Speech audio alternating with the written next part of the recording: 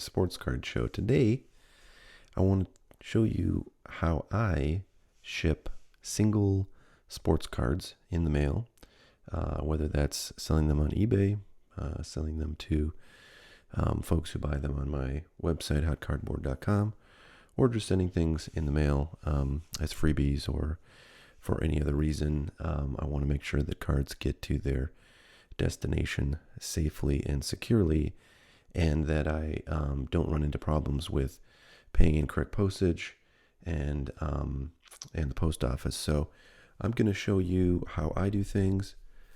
There are a variety of ways to send single cards in the mail, and I know, lots of people do things differently than I do. I'm aware of, many different kind of ideas for securing the cards and so forth. But I think the ways that I'm going to show you, and there are a few different options here, are the safest and, maybe not the absolute most cost effective, but I think the way that I do things is reasonably priced compared to the value you get in the safety of the cards. So I think it's the, kind of the happy medium between overspending on supplies and postage versus, not securing the card enough so that it gets safely where it needs to go. All right, so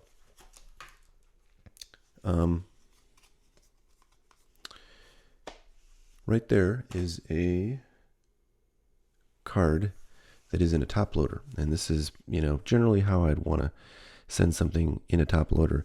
You might want to send things in something like a semi-rigid, like a Card Saver 1.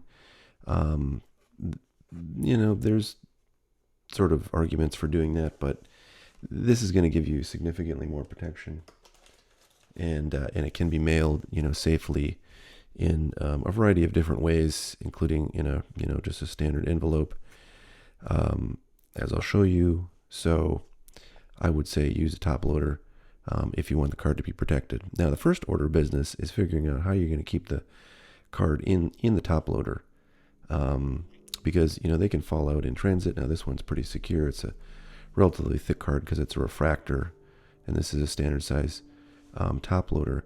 But, thinner cards can certainly slide out of here. And certainly if you put this in an envelope where it's got room to move, it will, very likely be tempted to come out of the top loader, and you don't want that to happen because it's going to get damaged if that occurs. So how do you secure the card in the top loader? A lot of people like to use painter's tape, which is the blue tape that you use for, masking off things that you're painting so they don't get covered in paint. Now, the advantage of painter's tape, it is thought, is that it's the adhesive on there is less strong than any other kind of tape. It's intended to, come off of surfaces without leaving a residue. And so the idea is that, when the card comes up to that painter's tape and touches it, the residue is not going to come off on the card. And that's likely true, most of the time. But for me, I don't like that because, any kind of adhesive, I don't want touching the card. And getting those, strips of painter's tape off of the card once you get it is, a sort of a hassle that, especially if you get, 10 cards in a mail day, you don't want to have to deal with that. And I don't like to deal with that, so I don't make other people do that. So what I do is I use, in this case, a Perfect Fit top load sleeve. Now I like these because they present very well. They look great. These are actually a little bit thicker than needed for this top loader, but they work just fine for any top loader, and they will also work fine for a thicker top loader if you have thicker cards that go in thicker top loaders. So, you put this in one of these guys, and it's, sealed up tight. So if it hits that top, it's just going to hit the plastic there and not go anywhere. And the nice thing about this is, this is a great way to, protect this card in its top loader, within one's collection. So you're sort of giving a nice extra to the person who buys your card. They can put this in their, box of storage, and then the top loader won't get, scuffed, and there won't be any risk of dirt or dust getting in the card, in the top loader with the card. So it's a really nice way to protect cards. I like to, put my top loaders for higher end cards in these perfect fit bags, and store them that way, even if I'm not mailing them. So I really like these. These top loaders come in bags of 50 for about $5. So they're 10 cents a piece, and it's not the cheapest thing on earth. If you buy them in bulk, I bought a case of these a while ago for probably like $70 or $80, and I'm sure I probably paid like 5 cents a piece for them. So it's maybe even less than that. So it's possible to get the price down if you do a lot of these things, and if you like these top load perfect fit sleeves, maybe you want to use them for a variety of different purposes. Another cheaper way to basically get the same benefit is just to use a team bag. Right now, these team bags are meant to protect like team sets of cards, so about 25 or 30 cards, and they're a little bit they're bigger than those perfect fit sleeves. But a lot of people use these in the same way that I use the perfect fit sleeve, which is to protect a card from the elements and from things getting in the top loader, and for preventing the card from coming out.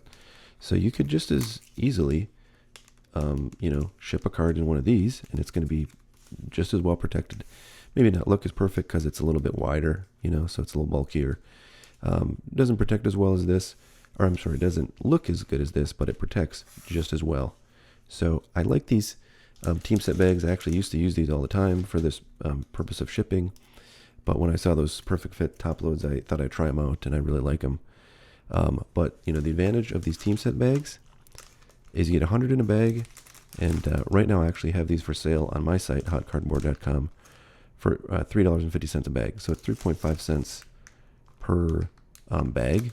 And if you wanted to buy a case of these, it would be even cheaper than that. You probably get down a couple cents per bag, and then you're talking not much more than a penny sleeve. So using one of these two methods to secure the card, I think is really the best way to go, as opposed to using any kind of tape on these things. So that's what I would recommend. Now, next question is, what are you going to put this thing into to get it into the post office? Well, you have a couple of options, right? And a lot of times on eBay, you want to track a card, and so you're going to want to send this by first class mail, first class package, which is generally what you're going to use for postage. If you have a package that's a little bit thick, they have to be, I think, more than like a quarter of an inch thick in order to be a package. And it's relatively expensive to do that. It's like $3.99 generally, at least. Some, depending on how far you ship it, can be over $4. But if you have a higher end card, that's maybe the way you want to do it. And then you have the sort of security of having a tracking all the way. But a lot of cards are not so valuable, and don't really justify spending $4 shipping the thing. So you got to figure out a way to do it for a lot less. So I want to talk about those options next. I want to show you a box here of envelopes that I have.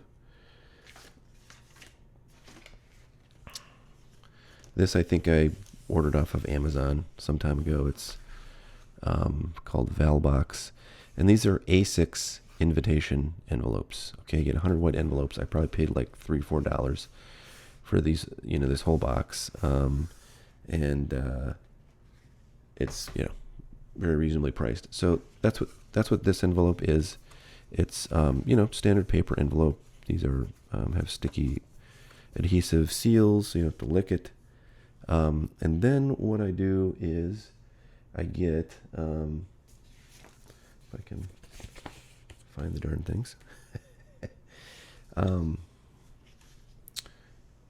I thought I had them. Oh, there we go. Okay. So these guys right here are 5x7 index cards. And these are nice because they add a little bit of kind of extra sort of thickness to the envelope without being too thick, and they're sized right so they fit pretty close to perfectly in this A6 envelope, right? So A6 envelope, 5x7 index cards, and your nice protected top-loaded card. Just kind of go right in. If you have a packing slip for your eBay customer, you can fold that up, put it around here, and then it will sort of prevent it even more from banging around inside, which isn't really a problem if you have it in that that team bag to protect it. But there you go. This thing is ready to go. Generally what you want to do is send this in a way that it's not going to be sent through a machine at the post office, which generally requires it to be bent because it goes around like a roller. Now, many of these cards are sent through those machines, even if you tell them not to do that, and they're fine majority of the time. But ideally, you would prefer not to have that happen. So you can send this, with just a regular forever stamp, that is the, sort of most basic form of postage, and it will go through the machine. If you do that, you can take that risk if you want. I prefer not to do that. And if you don't want to do that, you want to go get yourself some butterfly stamps. What these butterfly stamps are is postage to pay for 1 ounce of postage, plus a surcharge for this non-machinable treatment of the envelope. So that's actually required for any envelope that's like rigid, which arguably these are. I mean, what the post office says and what sort of people's experiences are often quite different. But generally things that are, a little bit thicker than normal, if they're, hard cardboard, so they're not like a regular just letter, and, in an envelope, those things, really are required to be sent non-machinable. And I think if you have a rigid card inside of an envelope like this, the post office would say it should be sent non-machinable. But, the advantage of that is you do get the non-machinable treatment, at least theoretically. Whether or not that actually happens once you drop it off with the post office is, I think, unknown, except for people who work at the post office. Maybe somebody will opine in the comments about that. But you can get these stamps for $1.03. You stick it on here, you bring it to the desk at your post office, you give it to them, and they will put it in a special bin where it should not get sent through the machines, and hopefully keep the card in there protected. I think I weighed this and it was like 0.7 ounces. So theoretically you could put 2 cards in there. I don't know if you could fit 2 top loaders in for that weight, but you can, if you want to, you can get these stamps, and then you can get additional stamps for each extra ounce that you want to send, up to like 4 ounces, I think, and just put those on if you have a little scale, and you can see how many ounces, whether it's 1, 2, or 3 ounces, with all the stuff that you want to put in there. So that's one way to send these cards. Another way, which I like and which basically uses the same postage, is something like this. This is a sort of very thin cardboard mailer. It's a photo mailer. They use these for sending photographs. It's funny because this basically exact sort of thing is being sold by a few different companies with some branding on it, that is intended to be specifically for sports cards. But these kind of mailers have existed for, decades for mailing things like or photographs, like floppy disks back when those were a thing. Some people put CDs in them. They have ones that are square, that fit a CD, perfectly. And, you can find these very easily on eBay. I bought like a case of these things and there was like 5,000 of them in there. And it was like, I don't know what it was, like $30 or $40. So I paid, a penny or two for each one, or maybe even less. So, if you do a lot of mailing, and you can kind of get the use of the volume, purchase of these things. They can be, nice to have. So, you don't need to put any extra kind of protection in there because it's relatively sturdy. So you would just put your packing slip, receipt, invoice, whatever you want to call it, in there along with this thing, seal it up. Because it is rigid, you do have to have a non-machinable stamp on there. Bring that to the post office, and hand it over at the counter, and it will get the treatment that it needs. So those are the two ways that I would suggest sending cards, lower end cards. And a lot of people, will do crazy things like, just stick this in a regular letter envelope without anything else and mail it off. And, they probably don't have trouble most of the time. But I don't know, if you sell anything on eBay, you don't want to have any, customers who are pissed off because you didn't, pack up their cards right. It got damaged, causing them to give you a negative or something like that. So, I like to think of the way that I send them that I've just showed you as, relatively foolproof ways to get the card delivered safely, each and every time, and not really risk any issues. So those are the two kind of cheaper ways. Now, if you want to do a higher end card or a graded cards, and I have to say most of the things that I sell are graded. Unfortunately, I don't have a graded card with me right now to show as a sort of example, but we'll just pretend, this card could be graded or not graded. Point is, you have, a thicker item that you want to send, and you want to do it in a way that is, kind of a step up from what I've just showed you with those two envelope types. And so basically what you're going to want to do is send it in a padded envelope, a mailer like this, right? These mailers are thick enough that they, if you pretty much put anything in them, they will qualify for first class package treatment.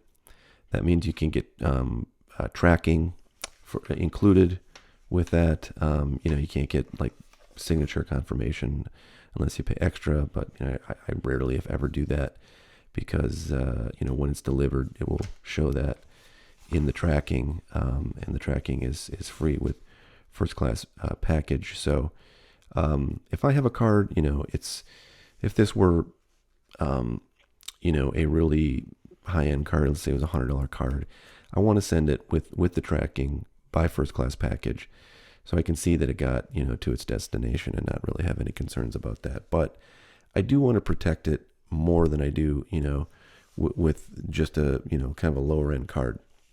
So I'll show you what I do, and I would still put it in this team bag.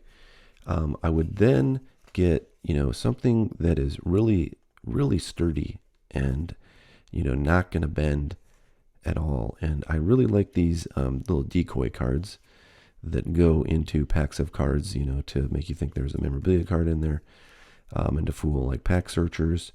I save these things all the time, and I love to use them for this purpose because they're super rigid. They're like a compressed cardboard that does not bend easily. And if you can put that, on top of the top loader, and then what I would do is I have some like bigger team bags, and so I would take, the whole thing, put it in one of those bigger ones. I can easily make it work with, this one, seal this guy up, and now you've got, a little bundle of goodness here that just is not going to bend, really. It'd be very difficult to bend this thing. And so, you put your card in here, put your postage on there. I print all my postage on 4x6 labels, which fits, just fine on this 000 size mailer. And I send that off, and, never had any problem whatsoever. With a graded card, I'll do even a bit more protection. Let's assume this is a graded card. What I would do is I would stick this in a smaller envelope like this, seal that up, and then I would get some little pieces of cardboard, which I don't unfortunately have right now, but I would get just a cutout piece of cardboard that you can make from old boxes. Put one right there, and then stick this inside with those cardboards on, on both sides of the envelope inside. Seal it up, and it gets pretty thick with those two pieces of cardboard box cardboard in there. But as long as the package in total is 4 ounces or less, you pay the same price for that first class package. So about $4 is what you pay for that. If you go over 4 ounces, it does get a little bit more expensive with each additional ounce. But generally speaking, a PSA card, the envelope, the small envelope inside, and 2 pieces of cardboard on either side of it is going to be well under 4 ounces. It should be about like 3.2 ounces, or actually might be under 3 ounces. If you're shipping a BGS card, which those are thicker cases in those graded BGS cards, and they're heavier, you actually cannot include both pieces of cardboard and the slab and the inner envelope inside and have it be under 4 ounces. So for those, often I will do just one piece of cardboard, and the rest is the same, and then pay for that 4 ounces of first class package shipping. I want to talk a little bit about where I buy and how I buy shipping, because I think that's very important. Of course, you can always go to your local post office and buy postage there. Oftentimes that will be a little bit more expensive, especially with like priority mail. But the best way to do it is to go here. This is pirateship.com, and it is really a great service that I have used for, probably about like 10 years now. And when people tell me they use some of these other services out there that require you to pay a monthly fee to buy postage and print it on your, printer, I sort of like lose my mind, because there's no reason to do that. You can sign up at pirateship.com for free and buy labels. You can buy, the only thing you can't buy is like, postage stamp type stuff. So if you need those non-machinable stamps, or you just want to buy the first class stamps, to use on your, just basic letters, you can't buy that with Pirate Ship. You can only buy first class package, priority mail, and like parcel service from the U.S. Postal Service. And you can also buy UPS, as you can see from the UPS label right over here. So, it's just a no-brainer. Sign up for pirateship.com and send all your packages this way, unless you're sending through eBay, in which case the rates that you get through eBay are, basically the same as what you get through Pirate Ship. But you can only obviously buy eBay postage if you've sold something on eBay and you're, wanting to ship it through their sort of built-in shipping service. But pirateship.com is, it's just a no-brainer. You sign up, there's no monthly fee. You just put in your credit card. They charge you, when you ship something. And like for UPS packages, it's amazing, because if you didn't have pirateship.com, you would have to sign up with UPS for an account. I have done this.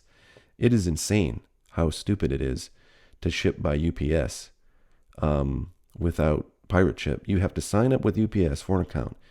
You have to basically they run a credit report on you, and then you go to their totally insanely complicated website to ship something, and then they invoice you, some later, the next month, and then you have to pay that invoice for your charges for the prior month. And if you don't do that, then whatever, they'll come after you. But it's just crazy how much work it is to send by UPS. The sort of standard way of signing up with UPS. With Pirate Ship, you don't do any of that. You put in your credit card, they charge you, the amount of your package, and you're off to the races. So Pirate Ship is fantastic. I really love it.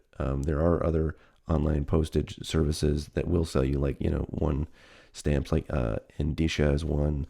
I think stamps.com is another. And if you really need those kind of services of buying, single first class mail stamps, then hey, great. I guess sign up for those. But like those are like $30 a month or more, and I can't understand why you do that to ship the kinds of things that I'm showing you here. So that's what I got for today. I hope you guys learned something. Hope you can use this to your benefit. If you have any questions, I'll be watching the comments for this video pretty closely, and we'll respond with any answers that I have. I'm going to do another episode about how to ship packages, things like boxes of single cards, like whatever, like 300 count boxes or 400 count boxes of cards, or if you are shipping like unopened boxes of cards. I want to show people how to do that, the most economic and safe way, because I see a lot of people doing things that are costing them like way more money than they should be spending, and I've always wanted to do a video on that, so that'll be next. Well, thanks so much for watching, everybody. We'll catch you all next time. You have a great one. Bye now.